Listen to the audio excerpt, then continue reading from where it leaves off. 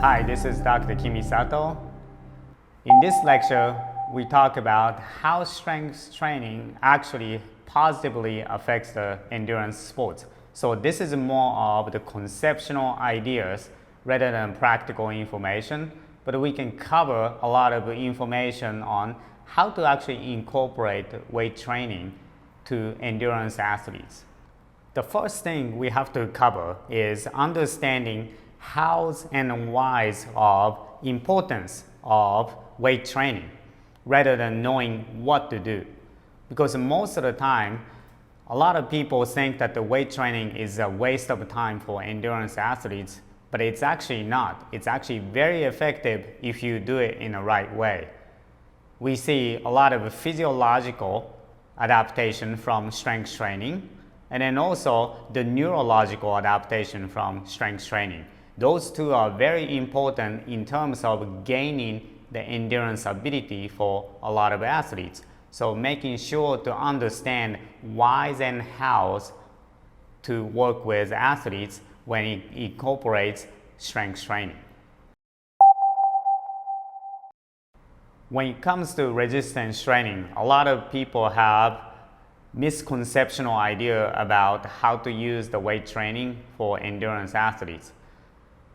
Just make sure that just by doing the weight training is not good enough. Oftentimes I hear athletes saying that, yeah, I did the weight training, but it didn't work, simply because they didn't do it right. They didn't have the right information on whys and hows. So training must be meaningful and then also specific. Again, in my opinion, machine exercises are not that useful because there's no neuromuscular stimulation. And then also, some people engage in isolated exercise like the arm curl for biceps. Again, there's not that much of use for that kind of exercise to be effective for running or cycling.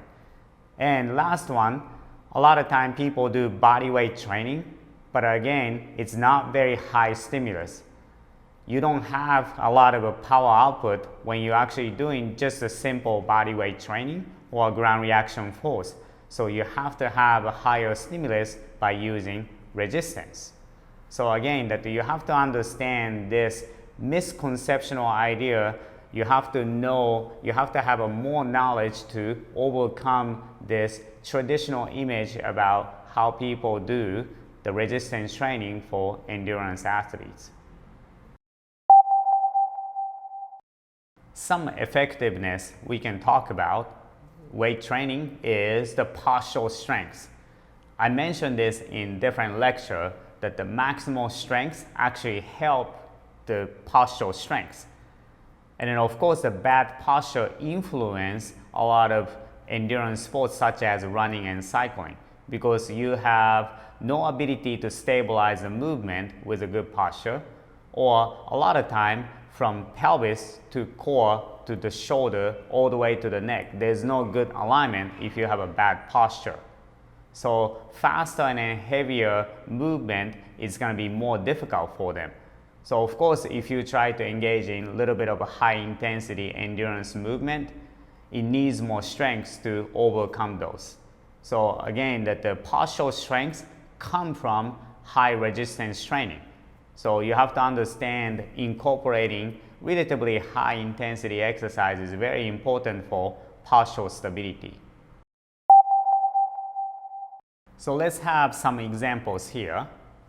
The training larger muscle group is very important because those muscles are usually connected in the proximal part of the body, meaning that when you actually engage in some high resistance weight training, you have to have a large muscle group included. Otherwise, you cannot do heavy weights. Also, a lot of the proximal muscles, the larger muscle group, need more coordination. And then it actually helps to develop that coordination when you actually do the larger muscle group. Another one, you have a smaller muscle group, don't have a whole lot of processing coordination pattern. So again, you have to use a larger muscle group to train so you can actually work on higher resistance And then also, it requires more coordination to help your running or cycling. And then the small muscles itself doesn't really process that motion. So I prefer choosing a lot of larger muscle group exercises over smaller muscle groups. Some examples here talking about multi-joint movement to gain coordination. So compared to, let's say, the single joint exercise, let's say arm curl, you only need one movement, and then that doesn't help too much on coordination for athletic movement. So you have to engage in multi-joint exercises such as squat, the deadlift, step-ups for lower body, and then any kind of press action, whether it's a chest press or shoulder press or a fly action or some pulling exercise in a row. So those kind of multi-joint exercise really help to engage in coordination pattern in the whole body. So we have to figure out how to incorporate these type of exercises for endurance athletes. In a short summary, we talked about how to actually choose certain exercises to be able to have that positive effects for endurance athletes. Just by doing the exercise in the weight room doesn't really help if you don't choose the right exercise routine. So making sure knowing that you have larger muscle group and then also multi-joint exercises are chosen to help the endurance athletes.